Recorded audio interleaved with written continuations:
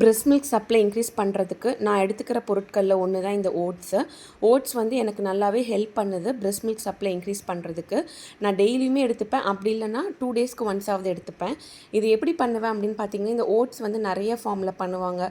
Over night ஊற வச்சு வந்து எடுத்துப்பாங்க, அப்படி இல்லைனா உப்புமா மாதிரி கூட சில பேர் பண்ணி சாப்பிட்றாங்க. நான் எப்படி பண்ணி சாப்பிடுவேன் அப்படின்னா, ஹாட் மில்க், அதாவது ஒரு டம்ளர்லேருந்து ஒரு 1.5 டம்ளர் பாலை வந்து நல்லா சுண்ட காய்ச்சிப்பேன். அந்த ஹாட் மில்கில் வந்து நல்லா ஓட்ஸை வந்து ஆட் பண்ணிவிட்டு, கட் பண்ண ஃப்ரூட்ஸ், எந்த ஃப்ரூட்ஸ் வேணாலும் ஆட் பண்ணிக்கலாம். நான் வந்து பெரும்பாலும் ஆப்பிள், பொமோகிரானட், அப்படி இல்லைன்னா பனானா ஆட் பண்ணிப்பேன். ஃப்ரூட்ஸ் ஆட் பண்ணிவிட்டு அதுக்கப்புறம் நம்மளுக்கு தேவையான ட்ரை ஃப்ரூட்ஸும் ஆட் பண்ணிக்கலாம். நான் எப்போவுமே பாதாம், டேட்ஸ் அண்ட் ரெய்சின்ஸ் எடுத்துப்பேன். அந்த அன்றைக்கி என்கிட்ட டேட்ஸும் ரெய்சின்ஸும் காலி ஆயிடுச்சுன்றதுனால பாதாம் மட்டும் நல்லா சின்ன சின்னதாக சாப் பண்ணி ஆட் பண்ணிக்கிட்டேன். அப்புறம் பம்கின் சீட்ஸும் மெலன் சீட்ஸும் ஆட் பண்ணிக்கிட்டேன். இது எல்லாமே ஆட் பண்ணிவிட்டு ஒரு 1 hour to 2 hour நல்லா ஊற வச்சு சாப்பிட்டீங்க அப்படின்னா டேஸ்ட்டும் அல்டிமேட்டாக இருக்கும்.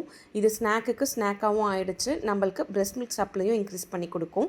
இதை வந்து நான் ஒரு மிட் மார்னிங் ஸ்நாக்காகவும் எடுத்துப்பேன், அப்படி இல்லைனா ஈவினிங் 3:30 to 4 o'clock அந்த மாதிரி டைமில் இதை நான் சாப்பிடுவேன்.